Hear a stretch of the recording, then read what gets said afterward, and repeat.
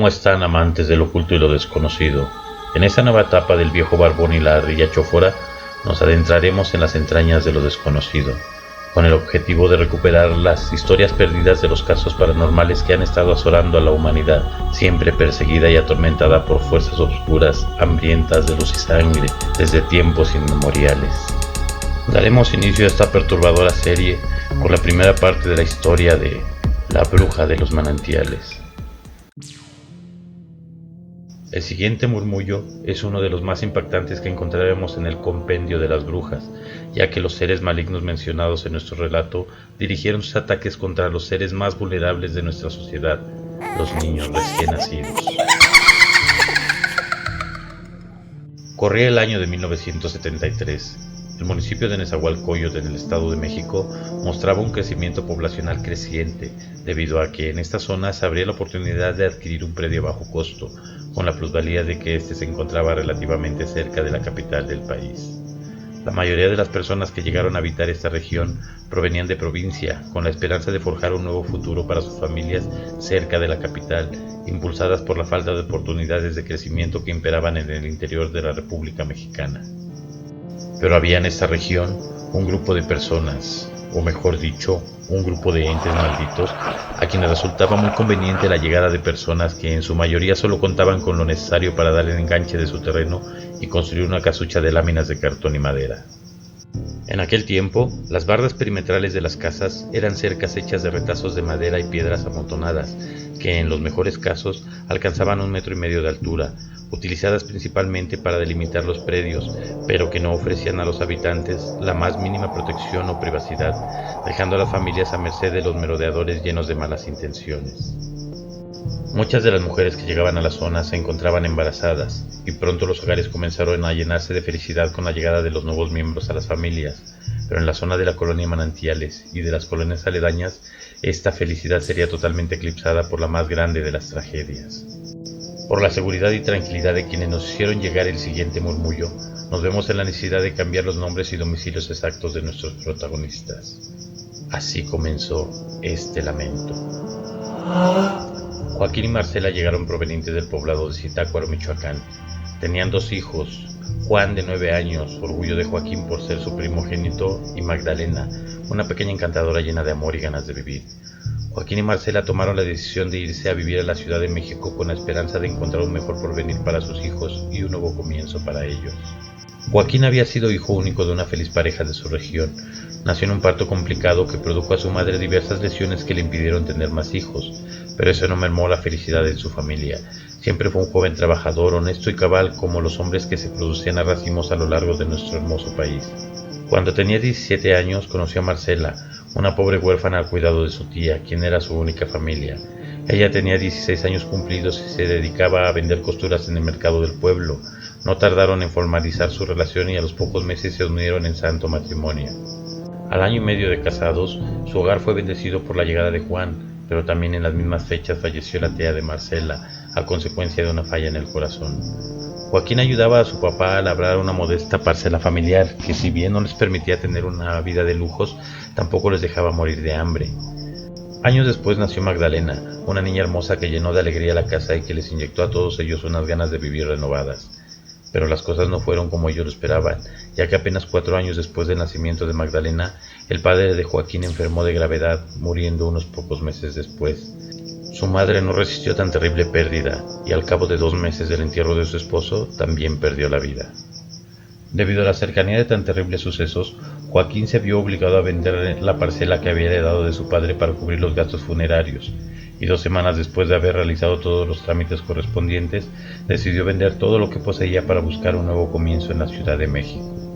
Un lunes por la mañana, acompañado de su esposa y sus 2 hijos, cargado de 2 maletas improvisadas y el dinero que habían obtenido por la venta de sus bienes, enfiló a la Ciudad de México. Arribó a la central camionera norte aproximadamente a las 2 de la tarde, se acomodaron en un rincón de la central camionera a tomar sus alimentos y fue ahí donde escucharon de los lotes que se estaban vendiendo en el municipio de Nezahualcóyotl. Abordó a las personas que lo mencionaron y ellos amablemente le dieron las indicaciones de cómo llegar y con quién dirigirse en caso de querer adquirir un lote.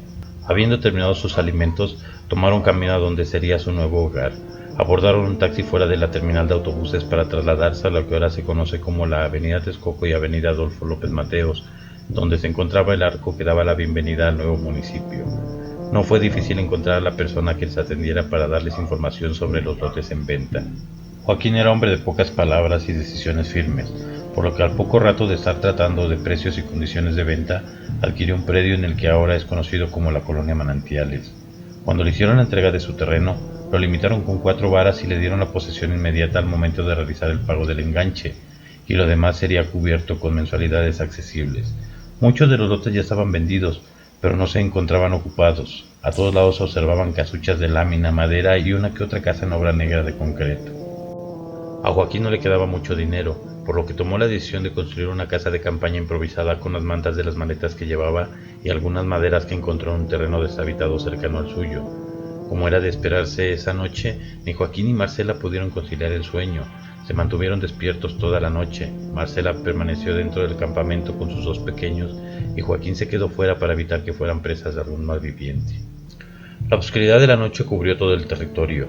Apenas se vislumbraban algunos destellos de luz producidos por las fogatas de vecinos lejanos que con el humo intentaban ahuyentar a los enjambres de mosquitos. Pero Joaquín le llamó la atención que en el cerro de San Lorenzo, de vez en vez, la negrura de la noche era desgarrada por 3 bolas de fuego que jugueteaban en la ladera del cerro a una velocidad impresionante.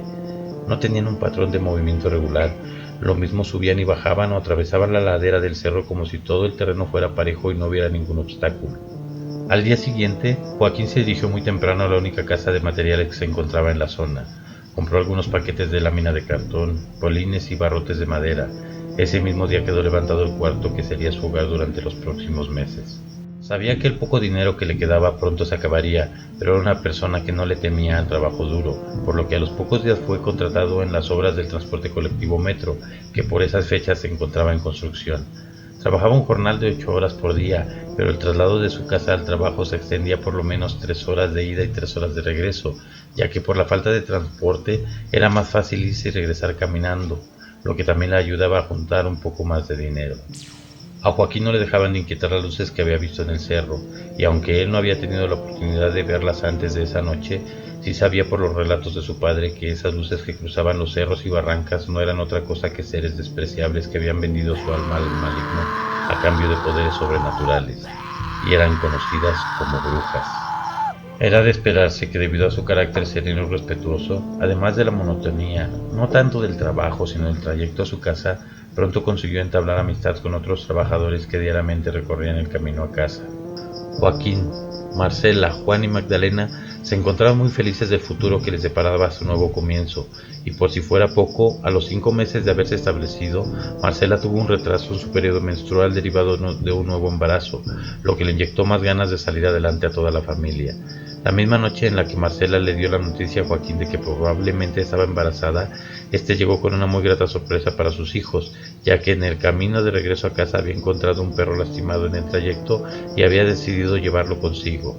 Sería una buena compañía para los niños y le ayudaría a proteger su hogar.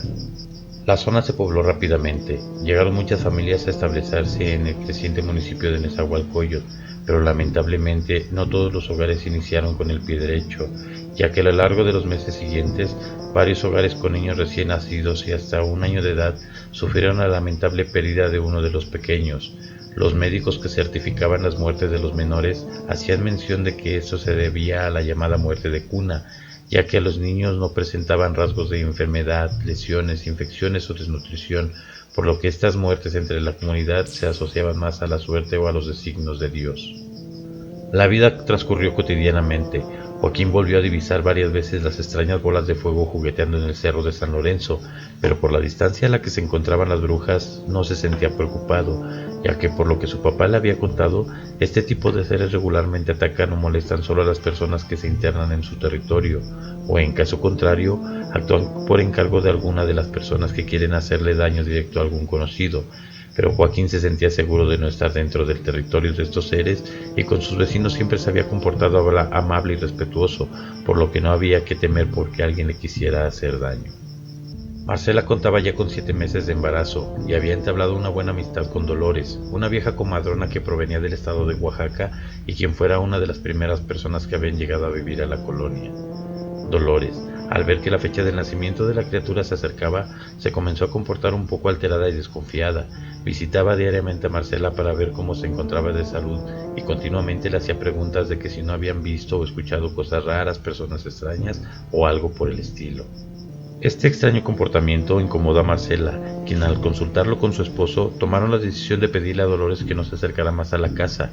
Ella, muy apenada, pidió la oportunidad de explicarles por qué era tanta su preocupación, pero ni Marcela ni Joaquín quisieron escucharla y la echaron de su casa sin permitirle aclarar su situación. Sin embargo, durante el último mes de embarazo de Marcela, las cosas se comenzaron a complicar, ya que la tranquilidad que apenas unos días antes habían disfrutado, poco a poco irían menguando. Todo comenzó con el Canelo, el perro que Joaquín había llevado a la casa. Era un perro de gran tamaño color café claro con el hocico negro. No era un perro de una raza definida, pero mantenía un carácter excelente y no les generaba problemas por ser muy entendido y obediente. Le faltaba la oreja derecha que seguramente había perdido en una pelea anterior a su llegada a la casa. Pero por esos días comenzó a volverse nervioso y continuamente comenzaba a ladrar a distintas horas de la noche, lo que se convirtió en un problema para mantenerlo dentro del jacal, por lo que Joaquín clavó una estaca en el patio, improvisó una techumbre de madera para que el perro se pudiera proteger de la lluvia y el sereno de la madrugada y lo dejó atado en ese rincón.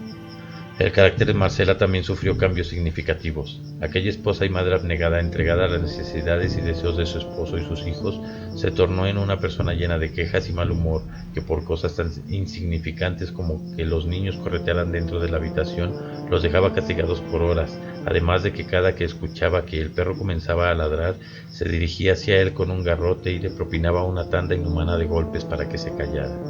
Joaquín atribuía este cambio de ánimo a la cercanía del parto.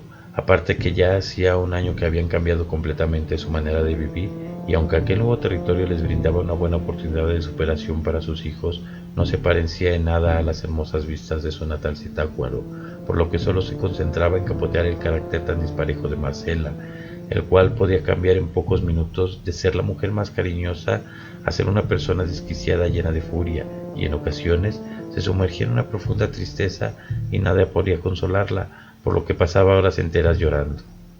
Marcela se encontraba en días de dar a luz. Serían aproximadamente las 3 de la mañana cuando escucharon que Canelo comenzó a ladrar y gruñir ferozmente de manera incontrolable. Joaquín tomó el machete que todas las noches colgaba en la cabecera de su cama y salió al patio decidido a proteger a su familia contra cualquier intruso que quisiera meterse en la casa. En el momento en que abrió la puerta del jacal, pudo observar cómo el Canelo logró desclavar la estaca que lo aprisionaba al piso y salió corriendo a la parte trasera del jacal. Joaquín corrió tras él y cuando dobló en la parte trasera del cuarto de lámina, pudo ver cómo de un brinco impresionante el perro bajaba del techo a un gato de color blanco con una cabeza descomunal. El animal intruso se defendió ferozmente de Canelo, quien tomándolo por el cuello lo sangoloteó y lo revolcó por todo el patio lleno de lodo.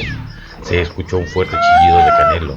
El gato aprovechó el descuido del fiero canino y salió corriendo velozmente, perdiéndose en la negrura de la noche. Era normal escuchar este tipo de trifulcas entre animales, por lo que a pesar del escándalo que se provocó, ninguno de los vecinos salió a ver qué pasaba. Joaquín, muy molesto con el perro por haber importunado el sueño de Marcela, quien ya se encontraba en días de aliviarse, tomó la estaca y la volvió a clavar en el piso, y asestándole 2 sendos garrotazos a Canelo como reprimenda por su comportamiento, se fue nuevamente a la cama.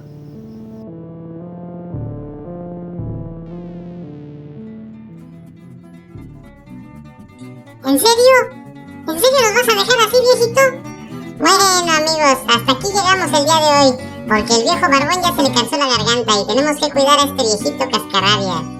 La próxima semana estaremos subiendo la segunda parte de esta escalofriante historia y les aseguro que se pondrá aún mejor. No olvides suscribirte y darle clic a la campanita, porque cada semana estaremos subiendo nuevo contenido.